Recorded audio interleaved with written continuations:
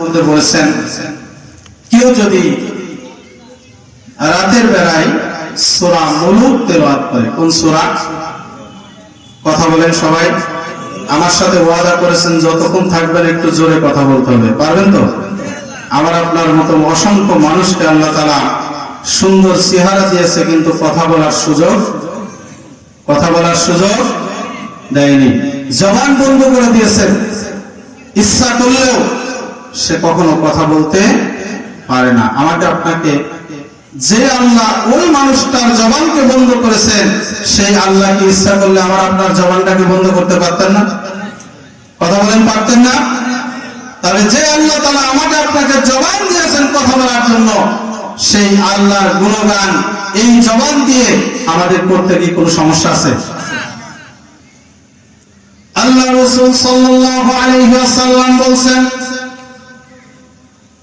এশার সালাতের পরে কোন ব্যক্তি যদি সূরা মুলুক তেলাওয়াত করে,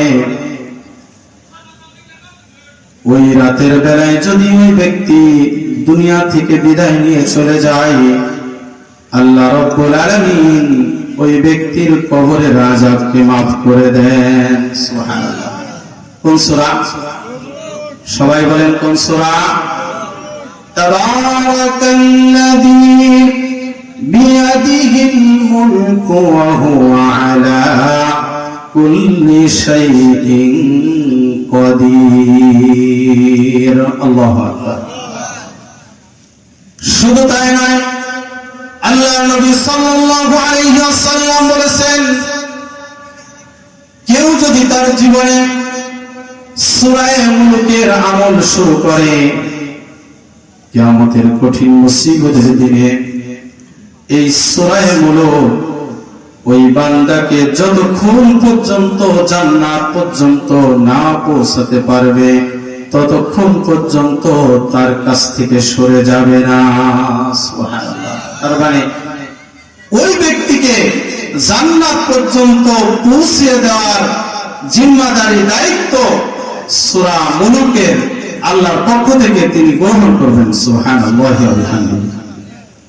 তাহলে আমাদের তো সময় নেই, আমরা এত ব্যস্ত হয়েছে যে নামাজে আসি সবার শেষে, আবার যাই সবার আগে, এত ব্যস্ত। হাদিস শরীফের মধ্যে আল্লাহর নবী সাল্লাল্লাহু আলাইহি ওয়াসাল্লাম বলেছেন, কেউ যদি ফজরের সালাত পড়ার পরে ছোট্ট একটি তাসবিহ 100 বার পাঠ করতে পারে, তাসবিহটা আমার সাথে সকলে পড়েন, সুবহানাল্লাহি ওয়া বিহামদিহি, সুবহানাল্লাহি ওয়া বিহামদিহি। খুব বড়, এটা খুব কঠিন। ছোট্ট একটা তাসবিহ ফজরের সালাত আদায় করার পরে কোন বান্দা যদি 100 বার করে সুবহানাল্লাহি ওয়া বিহামদিহি পাঠ করতে পারে, আল্লাহর নবী বলেছেন, ওই বান্দার গুনাহ যদি সাগরের ফেনা সমতুল্য হয়, 100 বার এই তাসবিহ পাঠ করার সাথে সাথে সাগরের ফেনা সমতুল্য গুনাহ আল্লাহ তার সাথে সাথে maaf করে দেয়। সুবহানাল্লাহ। তাসবিহটা কি? সুবহানাল্লাহি ওয়া বিহামদিহি। কি এই আমলটা কি করা যাবে না? কথা বলেন, যাবে না? কখন আমার আপনার মৃত্যু হয়ে যাবে জানি না, নিঃশ্বাসটা বন্ধ হয়ে যাবে, চোখটা স্থির হয়ে যাবে, দুনিয়ার সকল ব্যস্ততা থেমে যাবে, চতুর্দিক থেকে মানুষ চলে আসবে আমাকে আপনাকে দাফন করার জন্য, মহল্লার মানুষ বাঁশ কাটা নিয়ে ব্যস্ত হয়ে যাবে, কেউ কবর কাটা নিয়ে ব্যস্ত হয়ে যাবে, আপনার জন্য কাফন আনা নিয়ে ব্যস্ত হয়ে যাবে, কবর খননের জন্য ব্যস্ত হয়ে যাবে। সেই সময়টা কিন্তু খুব বেশি দূরে নয়। গত বছরে মাহফিলে অনেক মানুষ আমাদের সামনে ছিল, আজকে আমার পরিচিত অনেক মানুষকে আমরা হারিয়ে ফেলেছি। কথা বলেন ঠিক না বেঠিক? অনেক মানুষ ছিল, তারা যদি কিয়ামত পর্যন্ত আবার চেষ্টা করে শ্যামপুরের এই মাহফিলে আরেকটি বার আসার কোন সুযোগ তাদের আর হবে না। এই জন্য আমলি জিন্দেগি গড়ার চেষ্টা করেন।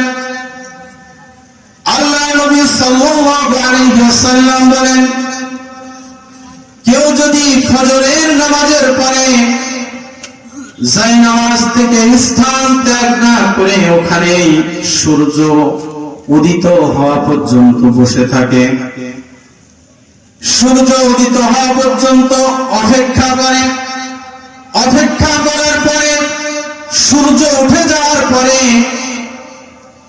2 রাকাত নফল নামাজ আদায় করে যদি ওখান থেকে উঠে চলে আসে, আল্লাহর নবী বলেন ওই ব্যক্তির সম্মানে এই 2 রাকাত নফল নামাজ আদায় করার কারণে আল্লাহর নবী বলেন ওই ব্যক্তির আমলনামায় একটা ফরজ কবুল হজ এবং একটা নফল কবুল হজের সমতুল্য সওয়াব আল্লাহ তাআলা আমলনামায় দান করে দেয়। সুবহানাল্লাহ, জোরে বলবেন না আলহামদুলিল্লাহ।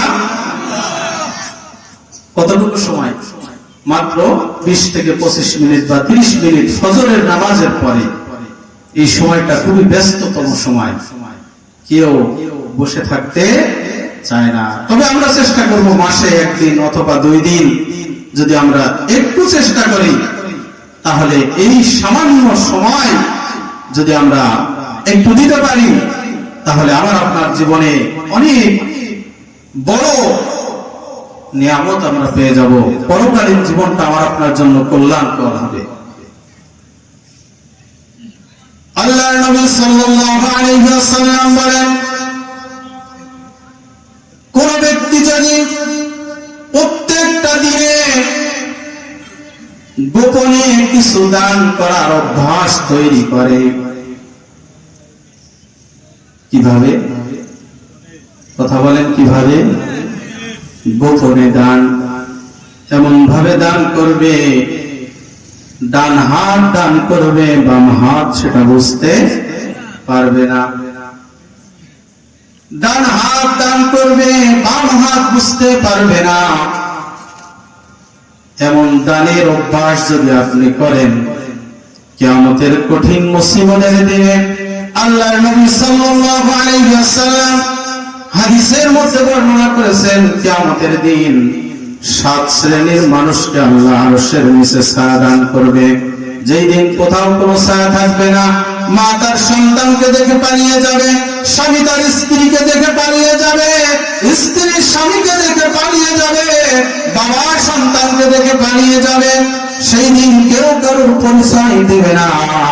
আল্লাহর নবী বলেন, গোপনে কেউ যদি একটু দানের অভ্যাস তৈরি করে, আল্লাহর নবী বলেছেন কিয়ামতের দিন, ওই দিন এই গোপন দানের ওসিলায় আল্লাহ রাব্বুল আলামিন ওই ব্যক্তিকে আরশের নিচে ছায়া দানের ব্যবস্থা করে দেবে। সুবহানাল্লাহ। আপনি প্রকাশ্যেও দান করবেন, কিন্তু গোপনে দান করার ব্যবস্থা চেষ্টা করবেন। গোপন ইবাদত মানুষকে আল্লাহর অতি নিকটে নিয়ে যায়। সুবহানাল্লাহ। আর গোপন পাপ মানুষকে ধ্বংস করে দেয়। কি করে দেয়? গোপন পাপ মানুষকে ধ্বংস করে দেয়, আর গোপন ইবাদত মানুষকে আল্লাহর নিকট থেকে আরো নিকটবর্তী করে দেয়। সুবহানাল্লাহ। 4টি আমলের কথা বলেছি। কয়টি আমল? আল্লাহর নবী সাল্লাল্লাহু আলাইহি ওয়াসাল্লাম বলেন, 5 নম্বরে, কারোর যদি পিতা এবং মাতা উভয় অথবা একজন জীবিত থাকে, এই পিতা এবং মাতা 2 জন অথবা যে কোনো একজন যদি জীবিত থাকে, আল্লাহর নবী বলেছেন, হুমা জান্নাতুকা ওয়া নারুকা, পিতা মাতাই তোমার জন্য জান্নাত, পিতা মাতাই তোমার জন্য জাহান্নাম। তাদের জন্য দোয়া করো। দোয়াটা আল্লাহ শিখায় দিলেন, রব্বিরহামহুমা কামা রব্বায়ানি সগীরা। কোরআনের এই সোনালী আয়াতটা আমার সাথে সবাই পড়ুন, রব্বিরহামহুমা কামা রাব্বায়ানি সাগীরা। আল্লাহর নবী বলেন, পিতা মাতার জন্য যদি কেউ এমনি ভাবে দোয়া করতে থাকে আর পিতা মাতার খোঁজ খবর নেয়, আল্লাহর নবী বলেন ওই ব্যক্তির দুনিয়া এবং আখিরাতের কল্যাণ পৃথিবীর কোন শক্তি ঠেকাতে পারবে না। সুবহানাল্লাহ। কাদের জন্য দোয়া করা? কথা বলেন, কাদের জন্য? কিন্তু আমরা এটা, অনেক মানুষ আছে নামাজের সাথে সম্পর্ক আছে কিন্তু পিতামাতার সাথে সম্পর্ক। 4-5টা ভাই হলে আবার পিতামাতা ভাগ হয়ে যায়, কি হয় কি হয় না? 10টি সন্তানের জায়গা মায়ের ছোট্ট একটা পেটের মধ্যে হয়, অথচ 10টি সন্তানের বাড়িতে একজন মায়ের জায়গা হয় না। অনেক জায়গায় আমরা দেখেছি মা বৃদ্ধ হয়ে যাওয়ার কারণে মাকে তারা গোয়াল ঘরের ভিতরে জায়গা দেয়। এরকম ঘটনা বাংলাদেশে আছে না নাই? অবশ্যই মা ওই সন্তানকে লালন পালনের জন্য যেই দিন দুনিয়াতে ভূমিষ্ঠ হয়েছে, একটা খাসি ছাগল জবাই করে দিলে যেই পরিমাণ রক্ত বের হয়, মায়ের শরীর থেকে ওই পরিমাণ রক্ত বের হয়েছে। দিনের পর দিন মা ওই সন্তানকে লালন পালনের জন্য ভিজা জায়গায় ঘুমিয়ে ঘুমিয়ে রাত কাটিয়েছে, তারপরেও সন্তানকে কষ্ট দেয় নাই। অথচ এই মা যখন আবার বৃদ্ধ হয়ে যায়, ওই সন্তানের কাছে মা তখন বড় ভারী হয়ে যায়। কথা বলেন ঠিক না বেঠিক? এই জন্য আমাদেরকে খেয়াল করতে হবে, আমাদেরকে লক্ষ্য করতে হবে। আমি নামাজ পড়ছি, রোজা করছি, হজ করছি, যাকাত দিচ্ছি, দান সদকা সব কিছু করছি, মায়ের সাথে বাবার সাথে সম্পর্ক যদি ভালো না থাকে, পিতা মাতার খোঁজ খবর যদি আপনি আমি না নিতে পারি, আমার আপনার সারা জীবনের ইবাদত, সারা জীবনের দান সদকা, আল্লাহর কসম আল্লাহর দরবারে এটা কখনো পৌঁছাবে? কথা বলেন, পৌঁছাবে না। এই জন্য খেয়াল করবেন, 5টি আমলের কথা বললাম, আরো অনেক কথা আছে, সেদিকে যাব না। আল্লাহ রাব্বুল আলামিন যেই কোরআনুল কারীমের যে আয়াতটি আমি তেলাওয়াত করেছি, সেখান থেকে এবার কথা শুরু। যতটুকু সময় পাবো সেখান থেকে কথা বলার জন্য চেষ্টা করব। পবিত্র কোরআনুল কারীমের 14 নম্বর সূরা। কত নম্বর সূরা? সূরার নাম হলো সূরা ইব্রাহিম। কোন সূরা? আয়াত নম্বর 42 নম্বর আয়াতটি তেলাওয়াত করেছেন। আল্লাহ পাক রব্বুল আলামিন বলেন, ওয়ালা তাহসাবান্নাল্লাহা গাফিলান আম্মা ইয়া'মালুল যালিমুন ইন্নামা ইউআখিরুহুম লিয়াউমিন তাশখাসু ফীহিল আবসার।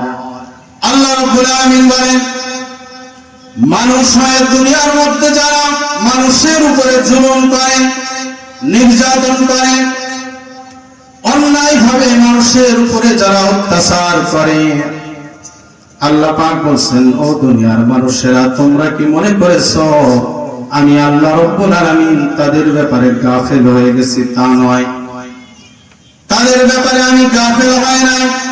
আল্লাহ পাক বলছেন, আমি তাদের ব্যাপারে গাফেল নই। আমি আল্লাহ তাদেরকে কিছুদিনের জন্য অবকাশ দিয়েছি, সময় দিয়েছি। এমন একটা দিন তাদের জন্য আসবে যেই দিন তাদের প্রথম আযাব শুরু হবে, আর সেই দিনটা হবে কিয়ামতের দিন। সেই দিনটা তাদের আযাব শুরু হবে, তাদের চোখগুলো বিস্ফোরিত হয়ে যাবে, চোখগুলো এমন ভাবে ফুটে বের হয়ে যাবে, সেই দিন মানুষগুলো তাদেরকে দেখে চিনে ফেলবে, এরাই হলো দুনিয়ার মধ্যে মানুষের উপরে জুলুমকারী ছিল। এরা ছিল জালেম, অন্যায়ভাবে মানুষকে অন্যায়ভাবে তাদের উপরে জুলুম করত, নির্যাতন করত। আল্লাহ পাক বলেন তাদের চোখগুলো একবার মনে হবে চোখ ফুটে বের হয়ে যাচ্ছে, এমন অবস্থায় তাদের চোখগুলো তাদেরকে আল্লাহ পাক কিয়ামতের দিন উঠাবে, আর তাদের চেহারাগুলো এরকম উঁচু হয়ে থাকবে, আকাশের দিকে উঁচু হয়ে থাকবে, ডানে বামে কোনো দিকে তারা তাকাতে পারবে না, তাদের চোখগুলো উঁচু হয়ে থাকবে। আল্লাহ পাক বলছেন সেই দিন তাদের এমন অবস্থা শুরু হয়ে যাবে, কোন সাহায্যকারী সেই দিন তারা পাবে না। আপনাদেরকে আমি বলতে চাই, এইরকম জালেম পৃথিবীতে আছে না নাই?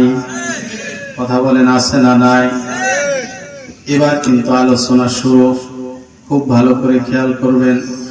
এখন ওই জালেমদের কথা বললেই মানুষ মনে করে শুধু আওয়ামী লীগের কথা বলছে।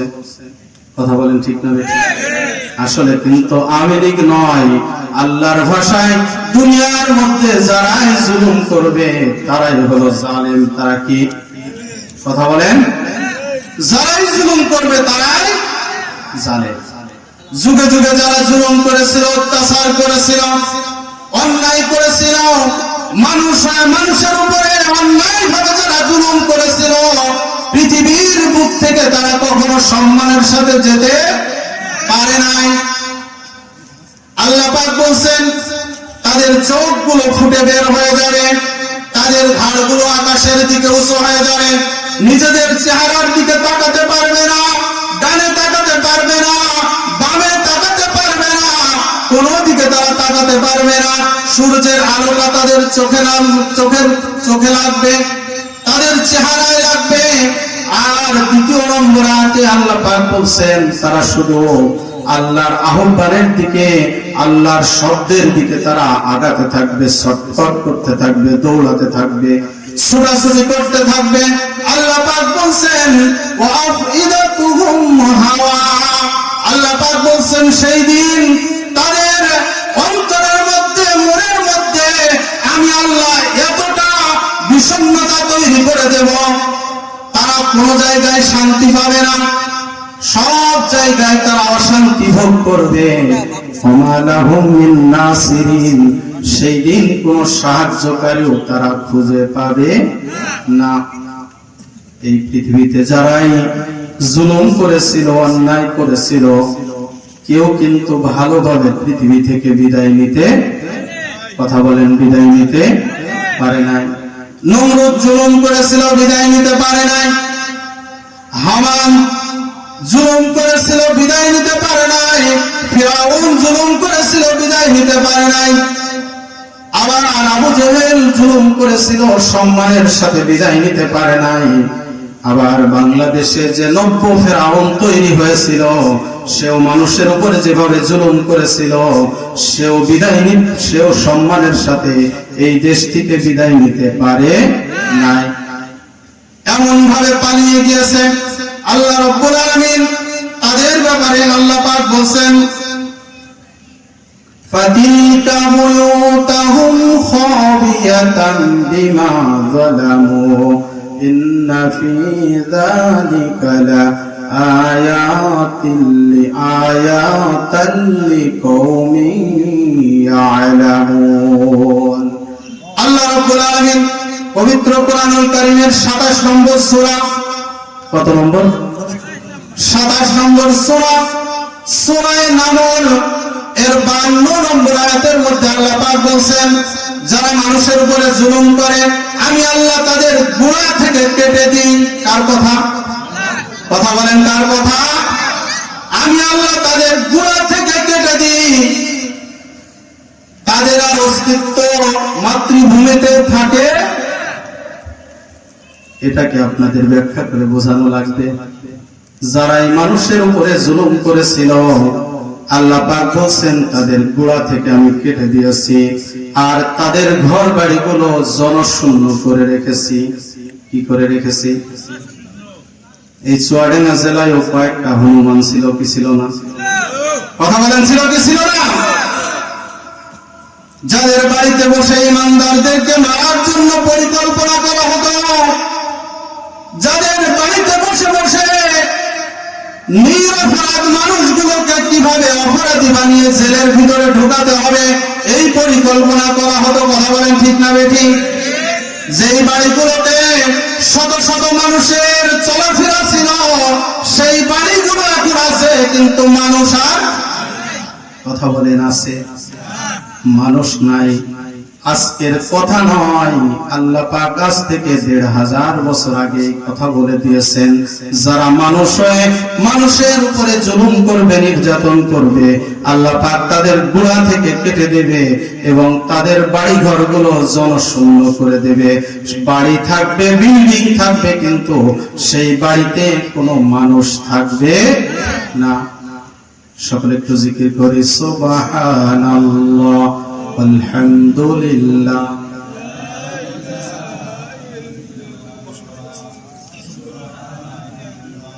আলহামদুলিল্লাহ, লা ইলাহা ইল্লাল্লাহ, সুবহানাল্লাহ, আলহামদুলিল্লাহ, লা ইলাহা ইল্লাল্লাহ। আল্লাহ নামের জিকির করবে যারা, আল্লাহর কাছে প্রিয় তারা, আল্লাহর কাছে প্রিয় যারা, জান্নাতে প্রবেশ করবে তারা। লা ইলাহা ইল্লাল্লাহ, লা ইলাহা ইল্লাল্লাহ, লা ইলাহা ইল্লাল্লাহ, মুহাম্মাদুর রাসূলুল্লাহ সাল্লাল্লাহু আলাইহি ওয়াসাল্লাম। আল্লাহ রাব্বুল আলামিন পবিত্র কোরআনুল কারীমে ২৭ নম্বর সূরা সূরা নামলের ৫২ নম্বর আয়াতের মধ্যে আল্লাহ পাক বললেন, যারা মানুষের উপরে জুলুম করে তাদের গোড়া থেকে আমি আল্লাহ কেটে দেব এবং তাদের বাড়ি ঘরগুলো জনশূন্য করে দেব। বিল্ডিং থাকবে, বাড়াখানা থাকবে, কিন্তু সেখানে মানুষ থাকবে না, জনশূন্য হয়ে যাবে। যারা মানুষের উপরে জুলুম করে, এই সমস্ত জালেমগুলো ওখানে বসে বসে মানুষকে মারার পরিকল্পনা করত। তাদের রোশানলে পড়ে অনেক মা তার সন্তানকে হারিয়েছে, অনেক স্বামী অনেক স্ত্রী তার স্বামীকে হারিয়েছে, অনেক বাবা তার সন্তানকে হারিয়েছে, অনেক সন্তান তার বাবাকে হারিয়েছে। কথা বলেন ঠিক না বেঠিক? অনেক মানুষ আছে জীবনের শেষ সময় মৃত্যুবরণ করেছে, তারপরেও তার জানাজা গুলো ভালোভাবে পড়তে দেওয়া হয় নাই। কথা বলেন ঠিক না বেঠিক? কিন্তু আল্লাহ পাক বলছেন, আল্লাহু খায়রুল মাকিরিন। তোমরা মানুষের জন্য ষড়যন্ত্র করো আর আমি আল্লাহ তোমাদের ব্যাপারে কৌশল করি। তোমরা যে ষড়যন্ত্র করো, তোমাদের ষড়যন্ত্র আমার কৌশলের কাছে কখনো টিকে থাকতে পারে না।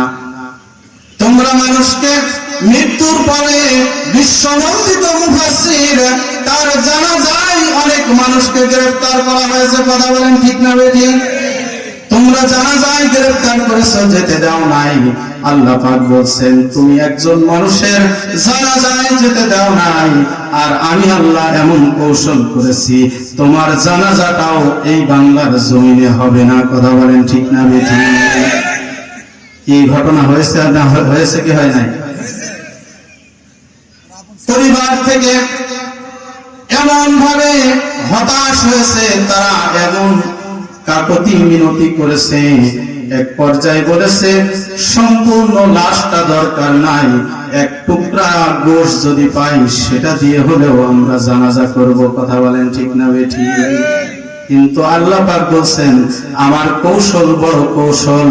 আল্লাহ রাব্বুল আলামিন বলছেন, ইন্না বাতশা রাব্বিকা লাশাদীদ। আল্লাহ পাক বলছেন, আমার ধরা বড় কঠিন, আমি যেই দিন ধরবো সেই দিন তোমার কোন নেতা তোমাকে ঠেকাতে পারবে না। কথা বলেন ঠিক না বেঠিক? আমি যেদিন ধরবো তোমার কোন নেতা তোমার কাছে আসবে না, তোমার কোন কর্মী তোমার কাছে আসবে না, কোন আইন আদালত দিয়ে তোমার জামিন হবে না, তোমার কোন ব্যবস্থা হবে না।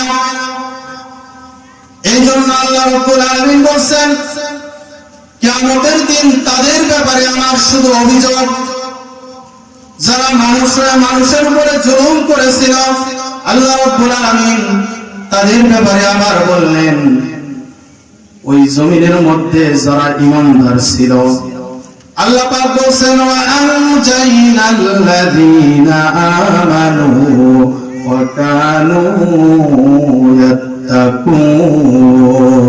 আল্লাহু আকবার। আল্লাহ রাব্বুল আলামিন বললেন ওই জনপদের মধ্যে যারা ঈমানদার ছিল আমি আল্লাহ রাব্বুল আলামিন তাদেরকে নিরাপত্তা দিয়েছি এবং ওই জালিমের জুলুম থেকে আমি আল্লাহ তাদেরকে হেফাজত করেছি। কার কথা? যেই মানুষগুলো রাতের পর রাত বাড়িতে ঘুমাতে পারে নাই, যেই মানুষগুলো বছরের পর বছর জেলখানার মধ্যে থেকেছে, যেই মানুষগুলো নিরপরাধ মানুষগুলো আয়না ঘরের ভিতরে তাদের জীবন কেটেছে, আজকে সেই মানুষগুলো বাংলার জমিনে তারা বুক ফুলিয়ে ঘুরে বেড়ায়। আর যারা জুলুম করেছিল তাদের বাড়িগুলো জনশূন্য হয়ে গেছে, তাদের বাড়িগুলোতে আর মানুষ নাই। কথা বলেন ঠিক না বেঠিক?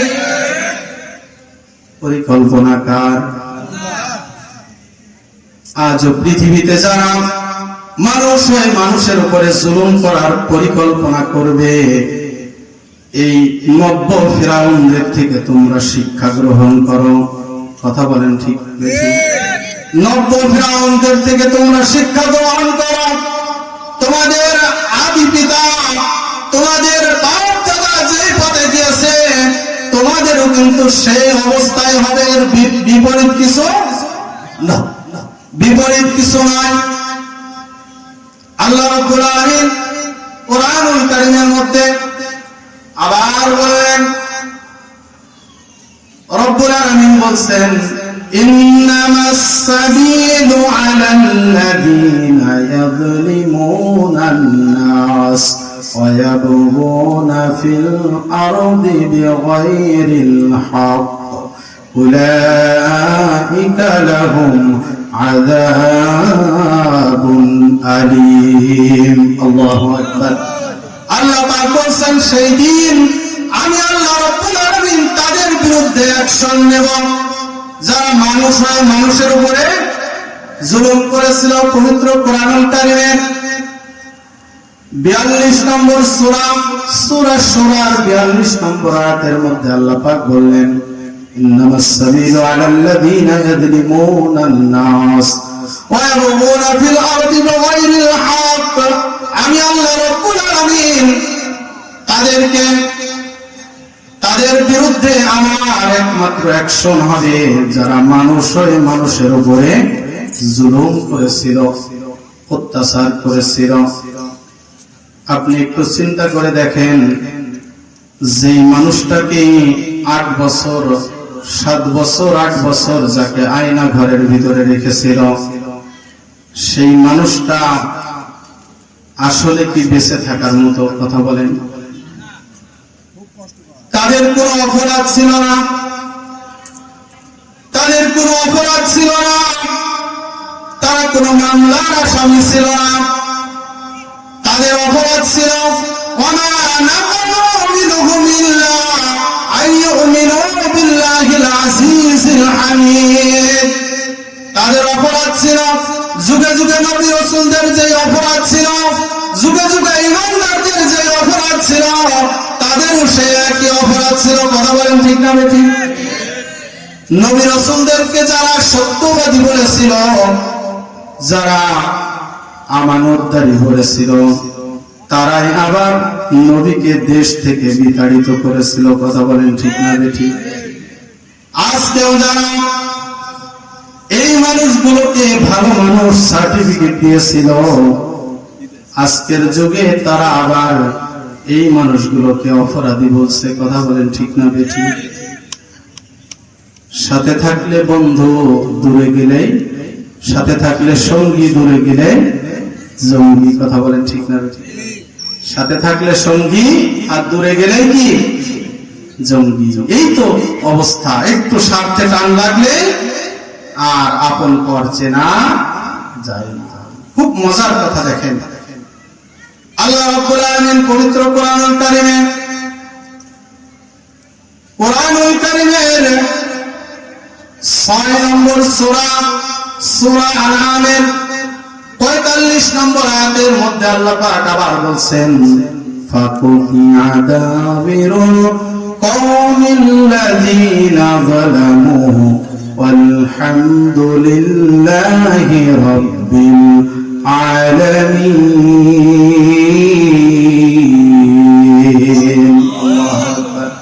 আল্লাহ রাব্বুল আলামিন বলেন, ওই জালেমরা জুলুম করতে করতে যখন তাদের শেষ পরিণতি, শেষ সময় এসে যায়, তারা যখন মৃত্যুবরণ করে, তাদের চোখগুলো বন্ধ হয়ে যায়, তাদের নিঃশ্বাসটা বন্ধ হয়ে যায়, তাদের মৃত্যুর সংবাদ চতুর্দিকে যখন ছড়িয়ে পড়ে, আর এই মৃত্যুর সংবাদ ইমানদারেরা শোনার সাথে সাথে ইমানদারেরা ইন্না লিল্লাহর পরিবর্তে তারা পড়ে আলহামদুলিল্লাহি রাব্বিল আলামিন।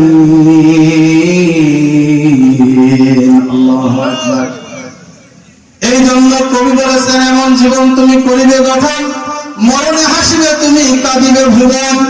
এমন জীবন তুমি গঠন করো না যেই জীবন, দুনিয়ার জীবন শেষ হওয়ার সাথে সাথে তোমার জন্য ইন্না লিল্লাহর পরিবর্তে যারা আলহামদুলিল্লাহ পড়ে, দোয়ার পরিবর্তে যারা বদদুয়া করে, এমন জীবন তুমি গঠন করো না। কথা বলেন ঠিক না বেঠিক? এই পৃথিবীতে অনেক মানুষ আছে যাদেরকে আমরা কখনো চিনি না, যাদেরকে সরাসরি কখনো দেখি নাই, কিন্তু তাদের মৃত্যুর সংবাদ শুনলে অটোমেটিক অন্তর থেকে দোয়া আসে। কথা বলেন ঠিক না বেঠিক?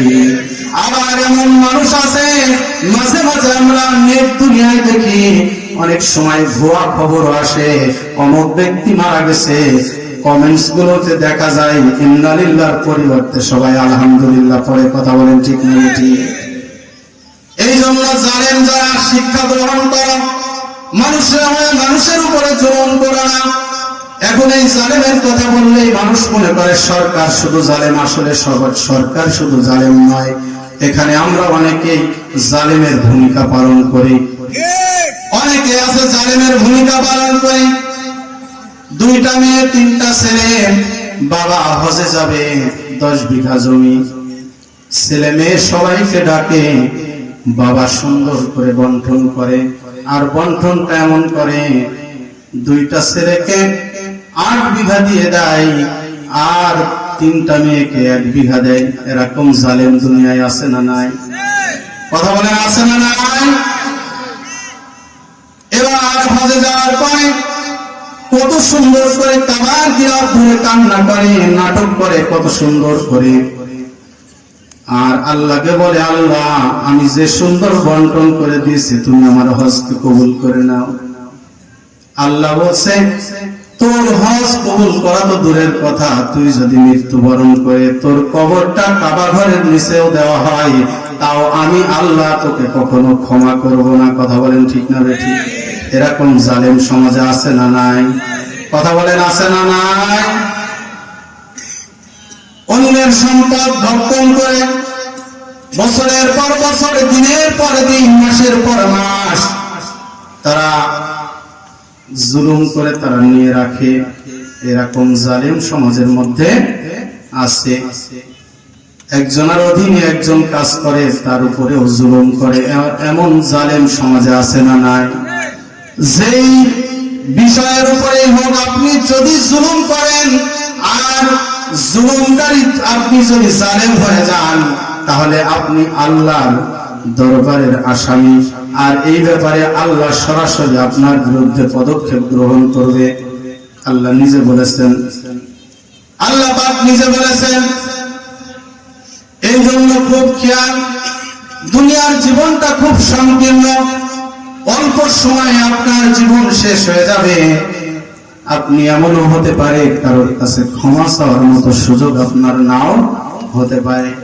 আপনি রাস্তায় চলছেন, রোড অ্যাক্সিডেন্টে আপনার মৃত্যু হয়ে গেল, সারা দুনিয়া সব পড়ে থাকলো, কারোর কাছে আপনি ক্ষমা চাওয়ার মতো সুযোগ আপনি পেলেন না। এই জন্য খুব খেয়াল করতে হবে। আজকে আমরা মনে করি আলেম মানেই খারাপ, ইমানদার মানুষ মানেই খারাপ, নামাজি মানুষ মানেই খারাপ। এটা আমরা চিন্তা করি, কারণ এই বাংলাদেশের মিডিয়াগুলো এই নব্য ফেরাউন এমন ভাবে প্রচার করেছিল, ইসলাম মানেই সন্ত্রাস, ইসলাম মানেই জঙ্গিবাদ, এটা তারা প্রচার করে প্রমাণ করেছিল। কথা বলেন ঠিক না ঠিক? কিন্তু আল্লাহ পাক সেটাকে আবার ঘুরায় দিয়ে সেই মিডিয়ার মাধ্যমে সেই মানুষগুলোর মুখ থেকে আবার বলছে ইসলামী একমাত্র নিরাপদ, ইসলামের কাছেই সব কিছু নিরাপদ। কথা বলেন ঠিক না ঠিক? আল্লাহ পাক বলছেন আমাকারু ওমাকার আল্লাহ আল্লাহু খায়রুল মাকিরিন। ছোট্ট একটি গল্প বলে শেষ করব আমি। একজন বাদশা, তিনি তার এলাকায় তার অধীনে যত মানুষ আছে, এই বাদশা শেষ বয়সে তার একটি সন্তান হয়েছে। কি হয়েছে? শেষ বয়সে একটি সন্তান হয়েছে। বলেন, শেষ বয়সে সন্তান হলে ওই সন্তানের প্রতি মহব্বত কম হয় না বেশি হয়? কথা বলেন, বেশি হয় না? তো এই বাদশা চিন্তা করলো যে সন্তান হয়েছে, এখন এই সন্তানটাকে মায়ের বুকের দুধে তার পরিপূর্ণ হয় না, গরুর দুধ খাওয়াতে হবে। গরুর দুধ খাওয়াতে হবে চিন্তা করলো। এখন তার অধীনস্থ যারা আছে তাদেরকে বলল, এমন একজন ভালো সৎ মানুষ খোঁজো, যার কাছ থেকে আমি দুধ নিয়ে আমার এই নবজাতক শিশুকে পান করাবো। তো খুঁজতে খুঁজতে গ্রাম্য এক মহিলাকে পাওয়া গেল, একেবারে মূর্খ সূক্ষ্ম একজন মহিলা। তার 1 কেজি করে দুধ হয় এমন একজন, তার গরুর গাভীর 1 কেজি করে দুধ হয় এমন একজন মহিলাকে সে পেয়েছে। পাওয়ার পরে এখন তাকে দায়িত্ব দেওয়া হলো।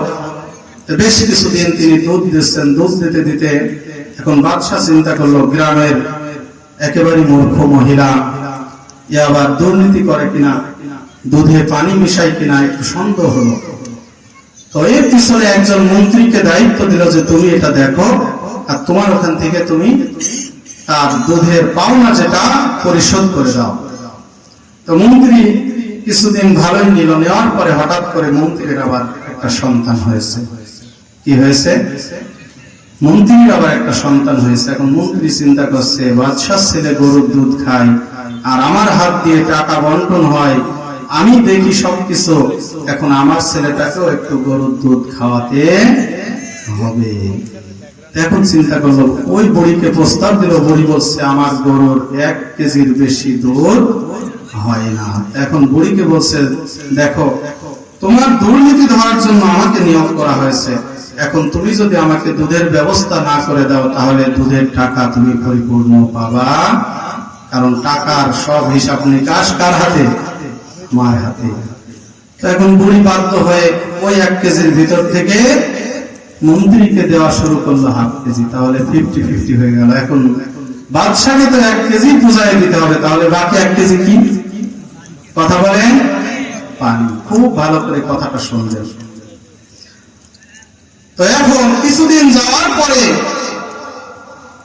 বাদশা আবার চিন্তা করলো যে মন্ত্রী আবার দুর্নীতি করে কিনা, তাকে ধরার জন্য আরেকজন সেক্রেটারি নিয়োগ করল।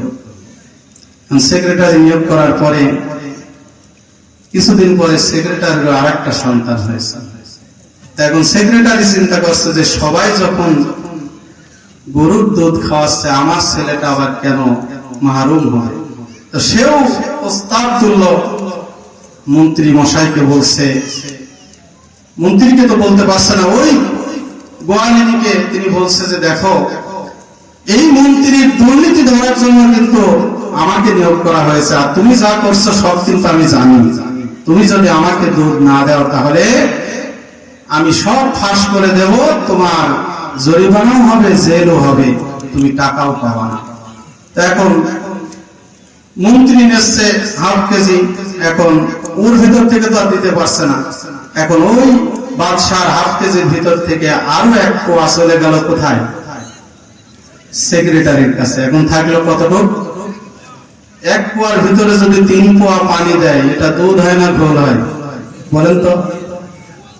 এখন এইভাবে বেশ কিছুদিন চলতে এখন হঠাৎ করে বাদশাহ বলছে, আমার একটু দুধ খাওয়ার প্রয়োজন, আজকে দেখি বুড়ি কেমন দুধ দেয়, একটু পরীক্ষা করে দেখি। পরীক্ষা করতে এসে দেখছে, এখন দুধ খেতে যেয়ে দুধের ভিতরে দেখছে চিংড়ি মাছ। কি আছে? চিংড়ি মাছ। এখন কি ব্যাপার? দুর্নীতি ধরার জন্য 2 জন মানুষকে নিয়োগ করলাম, আর তারপরেও দুধের ভিতরে চিংড়ি মাছ, বিষয়টা কি? ধরে নিয়ে আসো মহিলাকে। মহিলাকে ধরে নিয়ে আসা হলো। গ্রামের মূর্খ মহিলা ধরে নিয়ে আসার পরে বাদশাহ এবার জিজ্ঞাসা করছে, মহিলা তোমাকে তো খুব ভালো মনে করেছিলাম, তুমি যে এত অসৎ সেটা তো আমি জানতাম না। তোমার দুর্নীতি ধরার জন্য 2 জন মানুষকে আমি নিয়োগ করেছি, তার ভিতর দিয়েও তুমি দুর্নীতি করে আজকে তুমি আমাকে চিংড়ি মাছ খাওয়ালে, কারণটা কি? বুড়ি আবার বলছে, রাজা মশাই, বাদশাহ, শুধু চিংড়ি মাছ নয়, আর কিছুদিন যদি তুমি অপেক্ষা করো তাহলে তোমার আর মাছ কিনে খাওয়া লাগবে না, তোমার ওই দুধের ভিতরে চিংড়ি মাছ, পুঁটি মাছ সবকিছু তুমি পেয়ে যাবা। কথা শুনে তো বাদশাহ আরো রেগে একেবারে ছটফট করছে। বিষয়টা কি? একজন সাধারণ মানুষ আমার চোখের উপরে চোখ রেখে কথা বলে, কি ব্যাপার? এবার বুড়ি বলছে, তাহলে আসল ঘটনা শোনো। আমি গ্রামের মূর্খ একজন মানুষ, আমাকে তুমি বিশ্বাস করতে পারো নাই, আমাকে তুমি বিশ্বাস করো নাই। আমার দুর্নীতি ধরার জন্য তুমি যে মন্ত্রী নিয়োগ করেছো, কিছুদিন পরে মন্ত্রী 1 কেজির ভিতর থেকে আধা কেজি নিয়েছে। আবার মন্ত্রীর দুর্নীতি ধরার জন্য তুমি সেক্রেটারি নিয়োগ করেছো, কিছুদিন পরে সেও আধা কেজির ভিতর থেকে আবার 1 পোয়া নিয়েছে। এখন তোমার ভাগে আসা 1 পোয়া, এই 1 পোয়ার ভিতরে 3 পোয়া পানি মিশিয়ে এইভাবে আমি দিতেছি, কিছুই করার নাই, কারণ তুমি আমাকে বিশ্বাস করতে পারো নাই।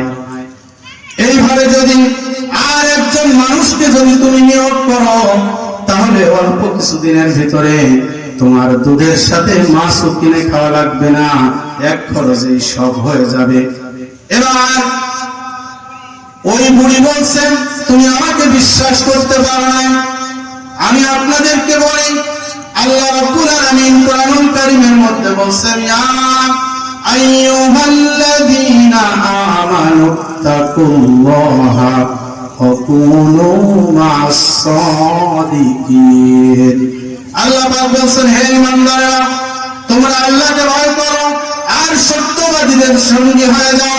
আমি আপনাদেরকে বলি, এই বাংলাদেশে 2 জন টুপিওয়ালা মানুষ, তারা রাষ্ট্র পরিচালনা করেছে, 2টি মন্ত্রণালয় পরিচালনা করেছে, তাদের বিরুদ্ধে 1 চুল পরিমাণ চিরুনি অভিযান চালিয়েও তাদের ব্যাপারে কোনো দুর্নীতি ধরা যায় নাই। কথা বলেন ঠিক না বেঠিক?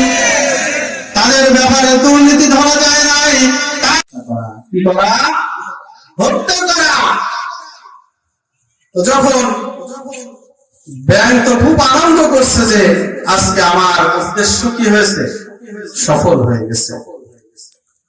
তো কিছুক্ষণ পরে আকাশ দিয়ে উড়ে যাচ্ছিল একটা বাজ পাখি অথবা একটা চিল, যেটাই বলেন না কেন, বিষাক্ত একটা পাখি।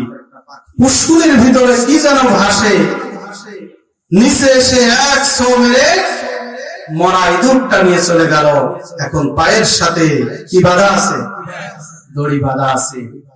ব্যাঙ পাশে পাশে কি উপরের দিকে উঠতেছে। এখন বড় একটা গাছের ডালে ইঁদুরটাকে নিয়ে যখন মজা করে খাচ্ছে, নিচের দিকে তাকায় দেখছে যে একটা জীবন্ত প্রাণী ঝাঁপাচ্ছে। কি করছে? খাচ্ছে তো মরা প্রাণী, কিন্তু জীবন্ত প্রাণী একটা নিচে নড়াচড়া করছে। বলেন তো ওই চিলের কি মাথা ঠিক থাকে? এখন ইঁদুরকে খাওয়া শেষ করে এবার ধরল কাকে? ব্যাংকে। এই কথা বলার উদ্দেশ্য হলো আজকে আমরা যেই পরিচয় দিই না কেন, আমাদের একটাই মাত্র পরিচয়, আমরা মুসলমান। আপনি মনে করছেন অমুক দলকে শায়েস্তা করছে, মারছে, আমি তো তার পক্ষে আছি। আজকে আপনাকে হয়তো কিছু বলছে না, কিন্তু সকলের একটাই উদ্দেশ্য, ইসলামকে ধ্বংস করার। কথা বলেন ঠিক না বেঠিক? যেই দলে আপনি করেন না কেন, যে আদর্শের সৈনিক আপনি হন না কেন, সকলের একটাই উদ্দেশ্য, ইসলামকে ধ্বংস করার ব্যাপারে সবাই একমত, সে যে দলেরই হোক না কেন।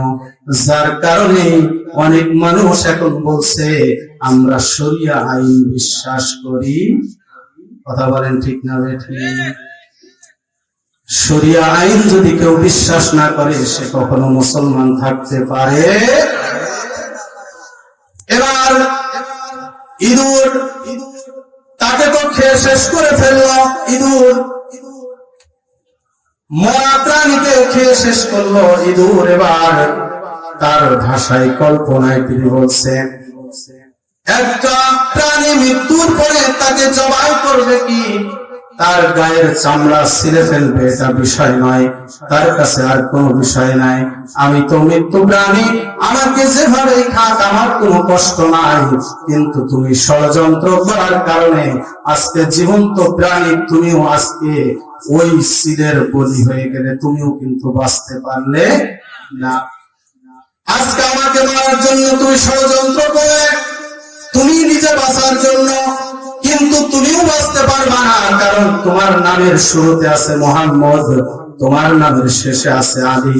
তুমি একজন মুসলমান, একটা মুসলমান আর একটা মুসলমানের পায়ের সাথে দড়ির মতো বাঁধা আছে। তাদের উদ্দেশ্য হলো যেই দলের মানুষই হোক না কেন, ওকে হত্যা করার পরে দ্বিতীয় সারিতে তোমার নামটা আসবে, এটাই স্বাভাবিক। কথা বলেন ঠিক না বেঠিক? এই জন্য তুমি কোন দল করো, কোন মতাদর্শ বিশ্বাস করো, এটা বিষয় নয়, তাদের ইসলামটাকে ধ্বংস করতে হবে, এটাই তাদের পরিকল্পনা। আর এই পরিকল্পনা বাস্তবায়নের জন্য সারা পৃথিবীর ইহুদি খ্রিস্টান থেকে শুরু করে মুসলমান, মুনাফিক মুসলমান যারা, তারা তাদের এই উদ্দেশ্য বাস্তবায়নের জন্য তারা একমত। কথা বলেন ঠিক না বেঠিক? আমরা ইতিপূর্বে দেখেছি যেই দল সাথে থাকতো তাকে ভালোবাসতো, কিন্তু উল্টা পাল্টা বললে তার ঠিকানা জেলখানায় হয়ে যেত। কথা বলেন ঠিক না বেঠিক? সকালে উল্টা বলেছে, রাতের বেলায় চাচা কোথায়, ঘুম ভেঙে দেখে জেলখানায়। কথা বলেন ঠিক না বেঠিক? তার মানে বোঝা গেল তারা দুনিয়াতে কাউকে উদ্দেশ্য করে হত্যা করা নাই, তাদের উদ্দেশ্য হলো ইসলাম তাকে দুনিয়া থেকে উৎখাত করা। এটাই এই মিশন বাস্তবায়নের জন্য সারা পৃথিবী আজকে কাজ করছে। এই জন্য আমাদেরকে সতর্ক থাকতে হবে, সর্ব অবস্থায় আমাদেরকে সতর্ক থাকতে হবে। এই পৃথিবী থেকে একটা ছাগলকে যদি আপনি জবাই করে খেয়ে ফেলেন, এই ছাগল তার ভাষায় সে বলতে থাকে, আল্লাহ আমার জীবনটা সার্থক হয়েছে। আমার জীবনটা কি হয়েছে? সার্থক হয়েছে, কারণ যে মালিক আমাকে লালন পালন করেছে, আজকে আমি তার খাদ্য হতে পেরেছি, এটা আমার জীবন সার্থক হয়ে গেছে। কিন্তু যেই ছাগলটা রোড অ্যাক্সিডেন্ট করে মারা গেল, বলেন তো এর প্রতি দয়া মায়া থাকে? একে কি করা হয়? তাকে না খেয়ে তাকে কি করে ফেলা হয়? গর্তে পুঁতে ফেলা হয়। তার প্রতি সেই মহব্বত আর থাকে না। আজকে যারা ইসলাম মানে, আজকে যারা কোরআন মানে, আল্লাহর জমিনে আল্লাহর দ্বীনকে প্রতিষ্ঠার জন্য যারা কাজ করে, তাদের জীবনটা যদি বাতিলের আঘাতে যদি তারা সাহায্য প্রদান করে, এটা তাদের জীবনের কোনো বিপর্যয় নয়, এটা হলো তাদের জীবনের সার্থকতা। কারণ আল্লাহ পৃথিবীতে সৃষ্টি করেছে তার জন্য, সেই আল্লাহর জমিনে আল্লাহর দ্বীনকে বাস্তবায়নের জন্য সে যদি শাহাদাত বরণ করে, তার দুনিয়া ও আখিরাত তার জন্য কল্যাণ হয়ে যায়। কথা বলে ঠিক না? এই জন্য আমাদেরকে সেই কাজ, সেই পথে চলার জন্য আমাদের ঈমানটাকে পরিপূর্ণ করতে হবে, আমাদের ঈমানটাকে মজবুত করতে হবে। বাতিল শক্তি যতই তারা ইসলামটাকে পরাজিত করার জন্য যতই তারা চেষ্টা করুক না কেন, ইসলাম একদিন এই সমাজে বাস্তবায়ন হবে, ইসলাম একদিন বিজয় হবে, এতে কোনো সন্দেহ নাই। কারণ ইসলামকে বিজয় করার জন্য ইসলামের মূল দায়িত্ব গ্রহণ করেছেন কে? কথা বলেন, ইন্না দীনা ইনদাল্লাহিল ইসলাম। একমাত্র ইন্না নাহনু নাযালনা যিকরা ওয়া ইন্না লাহু লাহাফিজুন। কোরআনের সম্পূর্ণ দায়িত্ব গ্রহণ করেছেন কে? আল্লাহ। কিন্তু আমি আপনি ইসলামকে বাদ দিয়ে কখনো বিজয় লাভ করতে পারবো না। সকলে একটু দুরূদ শরীফ পড়ি। আল্লাহুম্মা সাল্লি আলা